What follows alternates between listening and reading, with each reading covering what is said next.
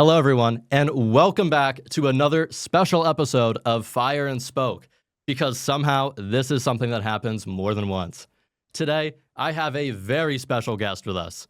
You may have seen him on your For You page if you paid $50,000 for a phone with TikTok still installed, or as a co-host on his podcast, the Camp Counselors Podcast, or as a staff writer for T-Bubble LLC, where he managed daily content from the Southeast Massachusetts division. Famous birthday, second most famous Zachariah, we have Zachariah Porter. First of all, who is the most famous Zachariah?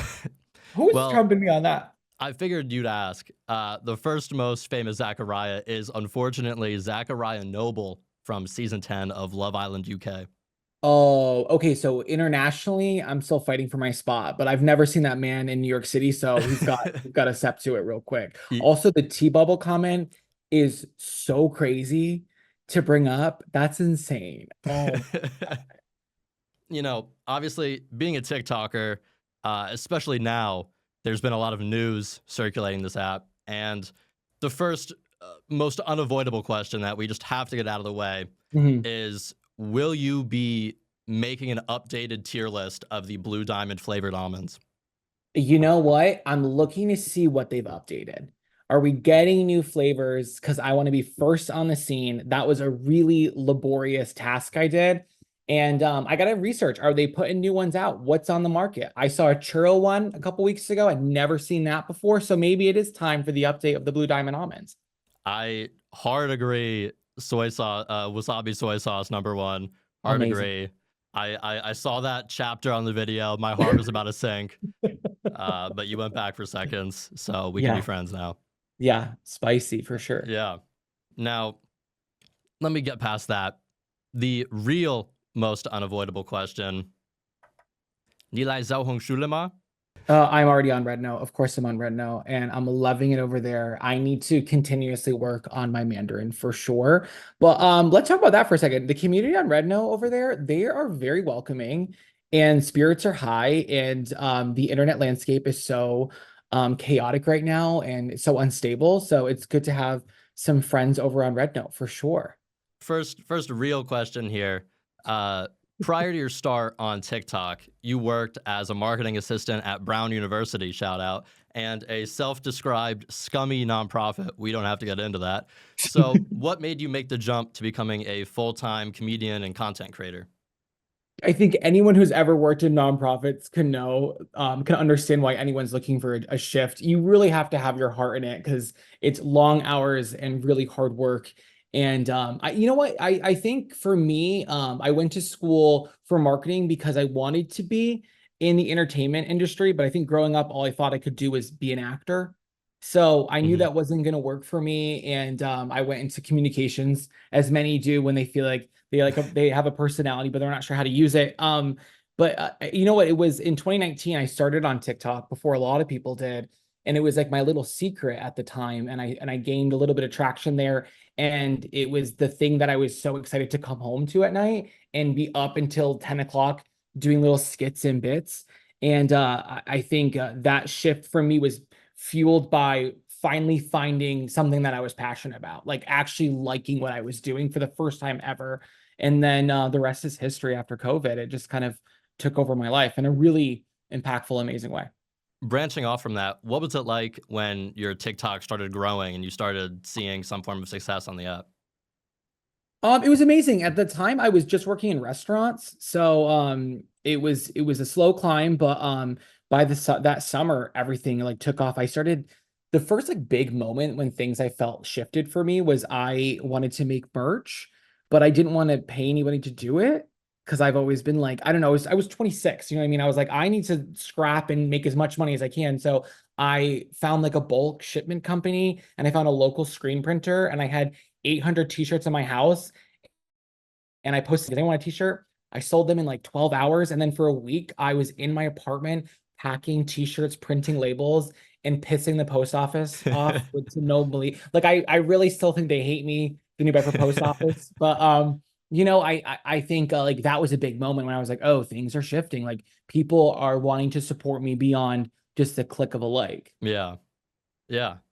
Do you consider yourself a TikToker, a comedian? What would you label Yeah. yourself as? I consider myself a content creator and comedian. I will always do content. It's what's giving me everything, and I really enjoy connecting with people that can't come to a live show. But forever it was just content creator, or it was never really influencers, because the only thing I can really influence you on is get a Popeye's chicken sandwich. Like that's the scope of my influencing. But now I'll say comedian because I have like 15 shows under my belt and I'm touring and I'm Yeah. coming to Atlanta. So it's a hybrid for me now. Yeah. So about your TikToks, do you have any sort of writing or creative process behind them, or is it more like, let me just turn on the camera and start talking? I think it always starts with an idea and then it depends on the video. If it's character based, there usually is a little bit of backstory or like a central idea I'm trying to like focus on. But for the most part, a lot of it is improv and riffing. And that's kind of the magic of it, is seeing what sticks and then having like a 10-minute chunk and being like, okay, how do I turn this into 90 seconds? Which Yeah. is easier that way for sure. Yeah, I think that's very clear to see, especially in your character videos. And speaking of that, how did you come up with your mom character? Like, what were the inspirations behind that? Definitely my mom, Susie. Shout out Sue. She's wild after a glass of Merlot. I think I grew up with around a lot of women and a lot of crazy dynamic people working in customer service my entire life and just being really involved in those groups, like working in restaurants for 8 years and meeting people face to face every day. And then also like going out to the bars after and the restaurants and the parties and all the drama that being in a restaurant is like, I guess, has fueled so many of the characters I make today. Yeah, I think that's the inspiration, is just like truly everyone I've met. Yeah. Well, branching out just from your mom character, just in general, what would you say? Who'd you say are your biggest inspirations, whether it's other comedians or content creators or just anyone in general? Oh, so my biggest comedic like hero is Fred Armisen. I love him so much, and his transition from Saturday Night Live to Portlandia is like my favorite thing, and my most favorite thing in the world. I That's my dream in life, is to create a show very similar to Portlandia, or like someone like Chris Lilly in Australia who created like a show on multiple characters. I love comedy like that. But in terms of like my stand-up, would be Kate Berlant and Jacqueline Novak. They're hysterical and very quick and fast. And I'm trying to emulate more of that in my stand-up now, because I think I'm a really great storyteller and a great character performer. And now what I'm kind of fine-tuning as I go along is like the art of stand-up. And like I've taken classes in New York there. Like every person who's ever moved to New York has gone to a UCB class. And Yep. now I have too. So it's stuff like that. Well, moving on from your TikTok, something that some people might not know is that you also co-host a podcast called the Camp Counselors Podcast with Jonathan Carson, with 187, maybe 88 at the time this comes out, total episodes combining both your main episodes and the trail mix ones. And I just want to say, in looking at this podcast and going to the lore website, I know I'm young. It felt like the Ratatouille flashback scene of the like older internet when people would do their own HTML and all the Uh, like little low frame rate animations and like Newgrounds and stuff like that. Truly a great surprise to see that once again outside of today, everyone using the same rounded, disgusting square yeah. space, templates and everything. Yeah, So yeah, yeah, everyone's got that. Yeah, that, what is it, like the Wix or something like yeah, that? yeah, Very same GoDaddy template. and everything. So Yeah. love the website on there. What started the idea to do a podcast, especially such a structured one like that? Yeah, so I moved to New York almost 3 years ago, and I was dating my boyfriend Jonathan, who's my co-host. He was in Philly, I was in Massachusetts. We moved to New York together to live together and to kind of like pursue comedy full time. And he had a background in podcasting, so he is like the leader of it all. And I can't wait to tell him that you love the website, because he like pours his like heart into making mini games on it. Like he's obsessed. So I think he was a driving force. And then I really came in with a lot of creative ideas. And it's really fun because we both do our own content, but this is our like our baby together. And so many people who come to the shows now are like a part of our Camp Counselor podcast, our campers. And it's fun. We try to keep it lighthearted. We try to keep it positive and uplifting, and try to take like a little bit of break from the nonsense and this like the mania that is like the news. So it's been really fun and challenging. Podcasting is not easy, and it takes a very long time to find your footing. It even took us like 18 months to get signed. So it's like you really gotta like love the art of it and the hustle. And thank God for Jonathan because he is like the driving force. Yeah. Well, I know you don't frequently have guests on the episodes, Yeah. but is there a dream guest that you would love to have on the podcast? Oh, a dream guest. Maybe Paul Hollywood from Great British Baking Show. I'm a really big fan of his. So if we can get over to the UK and I can beat my arch nemesis Zachariah and then Paul Hollywood, that would be great. Yeah, you know what's funny? We've done a couple guests and we do them here and there for sure, but we always get like backlash from the audience. They're always like, "Oh, the network's making them get guests." I'm like, "Okay, the network isn't the animal here. Like it's just we do it when we do it." But yeah, I don't know. I like that our show is just us, but there'd be a couple dream guests for sure. So, moving on to your live show, the Strip Mall Tease Tour.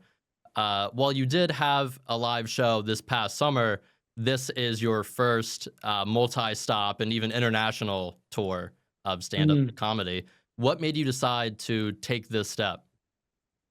Luckily for me, I have a lot of people who believe in me on my side and that have been like, no, this can work for you. I think, I've learned a lot by doing this is sometimes the person getting in our way is ourselves. Like I thought I couldn't do it because Absolutely. I told myself I couldn't do it, and now I am doing it. And you don't have to have the most experience. I think you can learn on the fly and learn as you go. And if you love entertaining, it will translate. So I've learned how to become stronger at it, but the transition has not been as difficult as I thought it was going to be. I think it's kind of just doing what I normally do on the internet without as tight as a time constraint. It's like, oh, I can riff for 15 minutes on anything. And it's been really fun to pick which characters make the show and which stories make the show. And now it's difficult sometimes because I'm like, when something funny happens, I'm like, is this a video? Is this for the podcast? Or do I keep this for the live show? It's like where to kind of save it all. Yeah, yeah. At the time, right now, time recording, you've gone to 6 cities so far on your Mm. tour. Would you say you've learned anything from these shows that you didn't know or weren't, familiar with before starting this tour? The day of the week affects how drunk people are in the audience, and I love it. So I always look forward to like a later in the week kind of show because people get a little bit more freaky. No, I'm just joking. I think I don't know. I've learned to just ease in and relax a lot faster. Before it used to take me like a good 10 minutes to really ground myself, but now I can walk out a little bit stronger every single time. And like the more relaxed I am, the faster I can kind of slide into crowd work. And if you can really just be center yourself earlier in the show, which I'm getting better at, it just starts so much better. And to start on a high is to continue that high the whole way through. Yeah. So out of these 6 stops, which city would you say has been your favorite so far, if you could pick? I love them all. Detroit was special because there was something in the air that night. People were like borderline almost being kicked out for heckling, but they're not heckling in a bad way. They're just really excited to be there and they want to like join in on the bits. So at one point I saw two ushers come down and talk to a group of women to near the front, and I was like, they're okay. You guys are good, right? So I think Detroit was just very memorable in that sense. But the most surprising show I think was probably Minneapolis because I had never been there. And I think it's a really charming part of the country, and their airport is amazing, and it's right near Mall of America. So that was a really fun stop too. What advice would you have for brand new content creators, stand-up comedians, anyone trying to get into this world?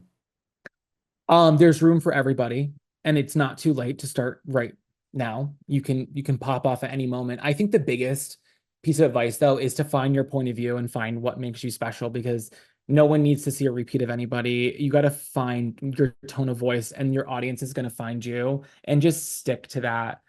Even like starting comedy, a lot of the start for me, I was watching other comedians do what they did, and then I was trying to almost like restructure how I do things. And then I had to stop myself and be like, well, this isn't what people signed up for. So really find what makes you unique and special and let that be your niche. Don't niche down, let your personality be your niche. And to start wrapping it up here, is there any upcoming city that you're especially looking forward to, and why is it Atlanta? I love Atlanta. I went for the first time last year. I was opening for my friend Cody Rigsby, and he had a show there, and I did an opening thing for him, and I loved it. And I'm really excited to be back. I'm excited to go to Buckhead Theater. And you know probably this about me, but I really love kitschy museums and stops along the way. And I didn't go to the Coca-Cola Museum, and I'm literally drinking a Coke Zero right now. So I need to head there for sure. And the cooking. I've Yeah. never been to Cookout. Is that in Atlanta? It definitely is in some places. Okay, I need to do, what is the Atlanta like food staple? Food staple. Listen, I just go to college here. I'm not a real native Maybe like Atlantan. Southern cooking or something? Like I Yeah, just need to I eat good there. fried green tomatoes are pretty big here. Okay, there it is. So that's on my Yeah. list. Well, Zachariah, we've reached the end of our time here. We're gonna roll out the red carpet for you. We have a camera there. What are you working on? What do you want the people to know?